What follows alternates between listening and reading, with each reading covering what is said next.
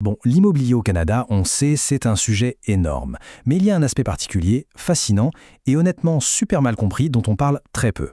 Les ventes pour taxes. C'est un peu un monde parallèle. Les propriétés ne changent pas de main via un agent immobilier avec des visites le dimanche après-midi. Non, elles sont vendues sous le marteau, leurs d'enchères municipales strictes. C'est un milieu qui est souvent entouré de rumeurs du genre on peut faire des profits instantanés, mais ça demande vraiment un éclairage objectif. Le but de ce décryptage aujourd'hui, c'est d'explorer cette réalité de manière totalement neutre et éducative pour bien comprendre la mécanique administrative, financière et légale qui fait tourner ce marché si particulier. Alors que se passe-t-il exactement quand les impôts fonciers ne sont pas payés au Canada? Eh bien, ça arrive beaucoup plus souvent qu'on ne le pense. Chaque année, des milliers de municipalités, que ce soit de grandes métropoles ou de tout petits villages, sont carrément obligées de mettre des propriétés aux enchères publiques pour récupérer des fonds qui leur sont vitaux. Et c'est crucial de comprendre ça dès le départ, c'est avant tout un mécanisme légal de recouvrement extrêmement rigide. C'est pas une braderie organisée pour offrir des aubaines aux investisseurs. C'est une nécessité administrative complexe conçue pour équilibrer les budgets locaux. Parce qu'au final, ce sont ces taxes qui financent nos écoles, nos routes et nos services essentiels. Pour bien comprendre cet écosystème, on va suivre un plan très clair. On va d'abord regarder la réalité brute de ces ventes, pour ensuite comprendre pourquoi elles arrivent. Ensuite, on va décoder les valeurs et les offres, parce que c'est souvent là que tout le monde se trompe. Puis on fera un tour des règles selon les provinces, on examinera les types de propriétés et leurs risques, et on finira sur le point le plus critique de tous, l'importance de la recherche. Commençons par la réalité de ces ventes, et surtout par casser le mythe le plus tenace. La culture populaire nous laisse souvent croire qu'il est super facile d'acheter un manoir de luxe pour une poignée de monnaie lors de ces enchères. La réalité, elle, est beaucoup plus procédurale et, disons-le, beaucoup plus austère. Les ventes pour texte n'est pas un raccourci magique ou un casino immobilier avec des profits garantis. C'est vraiment l'aboutissement d'un long processus administratif.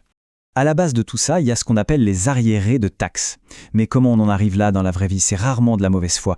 Très souvent, derrière ces arriérés, il y a des situations humaines vraiment difficiles. Une perte d'emploi inattendue, une succession super compliquée où les héritiers ne savent même pas qu'ils doivent payer, ou parfois juste des oublis administratifs prolongés de la part d'un propriétaire absent. Et c'est l'accumulation de ces impôts impayés sur plusieurs années qui finit par forcer la main de la municipalité et déclencher les procédures de recouvrement. Ce qu'il faut savoir, c'est qu'une dette fiscale, c'est loin d'être juste le montant initial de l'impôt impayé. Ça fait boule de neige à une vitesse folle.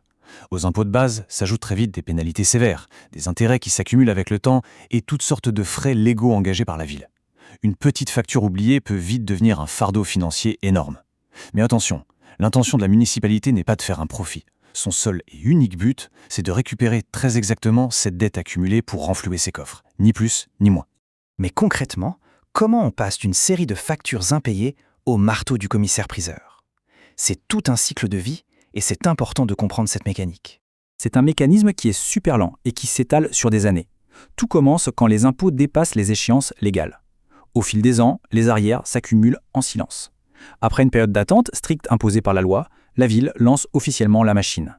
Ça veut dire des avis, des lettres et des offres de règlement pour le propriétaire. Ce n'est vraiment qu'en tout dernier recours, quand toutes les autres options ont échoué, qu'une vente aux enchères est finalement programmée. Cela dit, la liste des propriétés à vendre est extrêmement imprévisible. Pourquoi? Eh bien, à cause du facteur humain.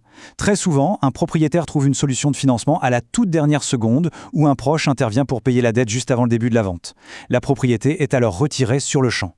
Et il y a plus, dans certaines régions, un ancien propriétaire a même un droit de rachat, ce qui lui permet de récupérer son bien après la vente. Autant dire que rien n'est jamais garanti avant que tous les délais légaux ne soient complètement écoulés. Cette imprévisibilité nous amène au cœur du sujet, l'argent. C'est ici que les gens se font le plus d'illusions. Comment évaluer le bon prix?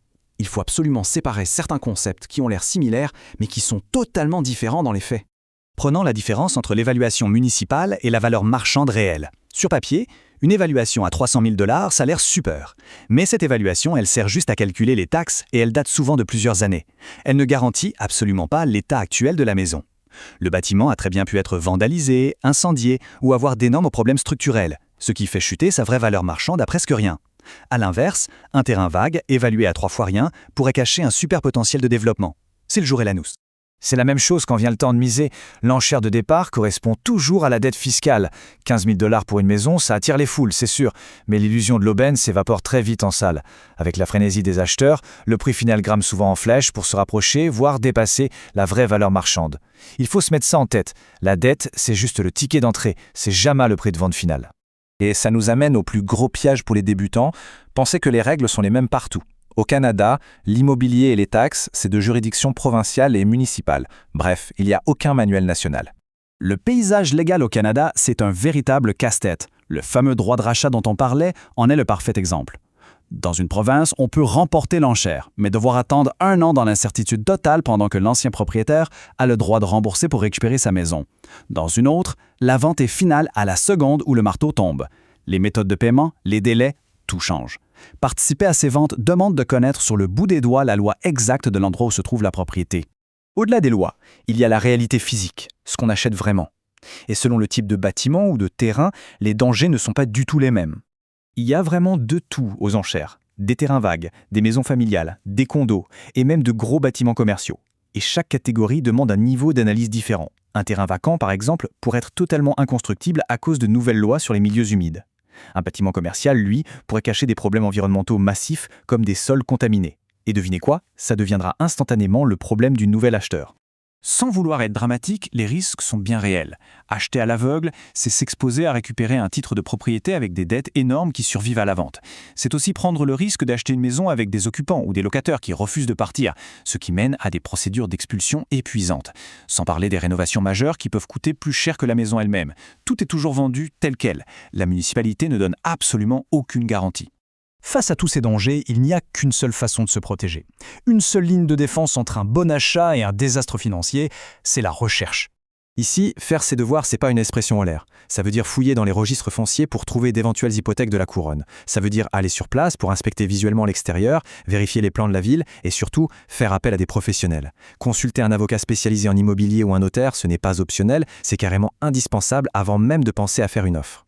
C'est d'ailleurs le bon moment pour rappeler que ce décryptage a un but purement éducatif. Personne ne devrait plonger là-dedans sans accompagnement. Pour passer de la théorie à la pratique, il faut s'appuyer sur des ressources spécialisées et des bases de données comme celle de Canada Tax Sales, par exemple. S'éduquer, c'est de loin le meilleur investissement qu'on puisse faire dans ce domaine.